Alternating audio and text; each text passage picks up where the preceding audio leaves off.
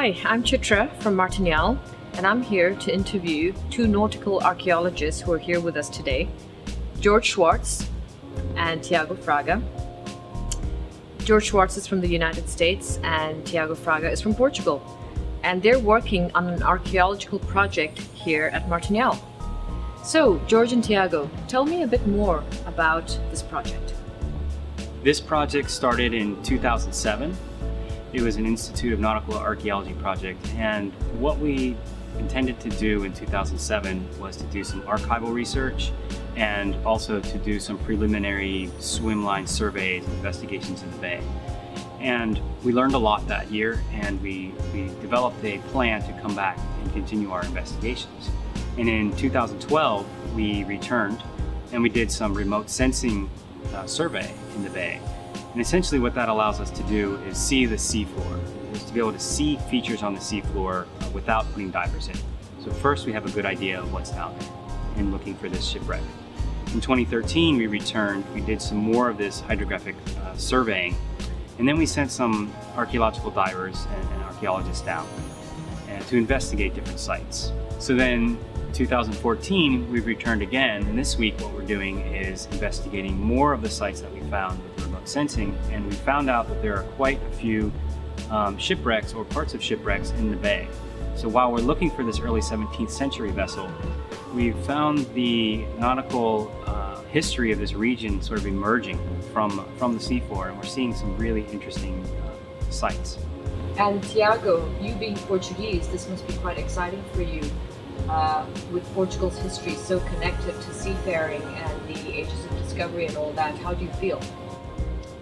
The fact is that most people think that we know a lot about these ships and the seafaring history of Portugal, but we have become focused on the main ships, which are the Caravel, the Nau and the Galleon, and there's an entire history to find, which is here under the bay, which with these shipwrecks we'll be able to start understanding the privately owned vessels, the vessels that did most of the trade, networks not involved directly with the King's trade. So the people responsible for 80% of the trade network, the Portuguese trade network, were people that do not end up in history books, and because they're not socially important, and their story needs to be told too. So what have you actually found? Well, we've actually found a wide range of materials on the seafloor from Roman pottery up to 20th century fiberglass hulls. So there's quite a lot of material in the bay. What's of interest to us and what we have been recording are 3 shipwrecks that we found. Well, 2 and then a potential 3rd.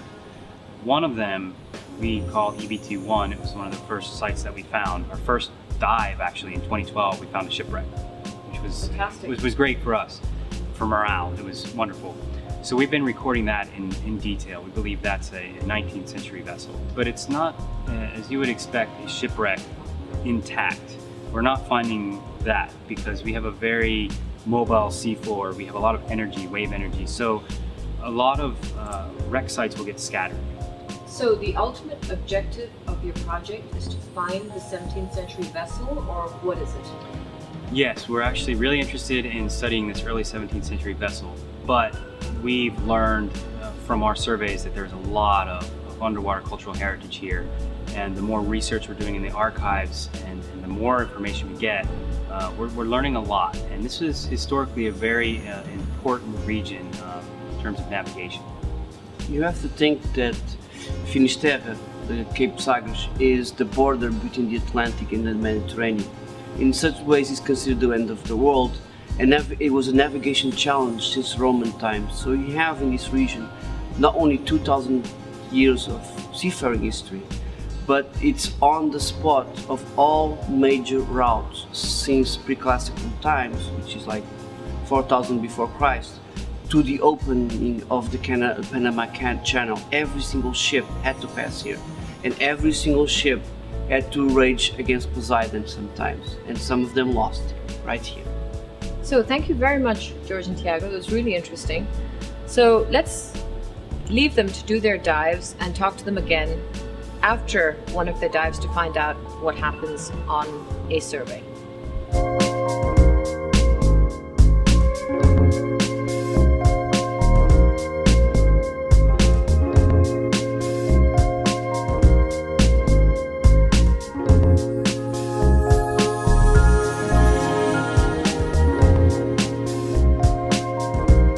here we are with George and Tiago. They've just come out of the water, and we thought it would be great to find out how their dive this morning went. So how was it, guys?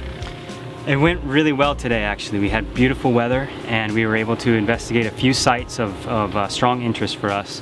We looked at a cannon. It was in about 14 meters of water that appears to be fairly old, and it may or may not be associated with a shipwreck. We need to do further research on that. But fairly large, about 2 meters long, fairly encrusted with sea life. So we know it's been underwater for quite a while. We need to do more research on that one. Then we went to look at another site that we had recently found, a large anchor, another heavily encrusted artifact that was found by itself. So it may or may not be associated with the wreck that we're looking for, but it's very possible that it could be. Fantastic. I mean, the Portuguese coast must be a wealth of cannon and anchors and shipwrecks. Well, how many do you think are along this coast alone?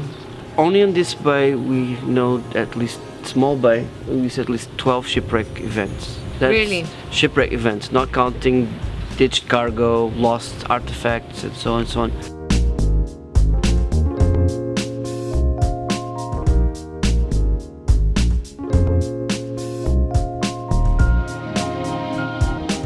So George and Tiago, you've done all these dives now. You're leaving in a couple of days' time. What's going on right now?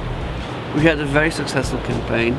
We collected a lot of data that put us very aware that we have a lot of information that we need a few years more to do our work here and get the history out to the public. So we have more to come. Fantastic. So it's been really interesting finding out about a nautical archaeologist's work, especially at Martinhal. I'd like to thank you both for being here and for doing this project. Thank you very much. Well, thank you for having us here today and talking about this project. And we also like to thank you very much for the support that you've given us for this project. Thank you. It's absolutely our pleasure, and see you again next year. You bet. Super.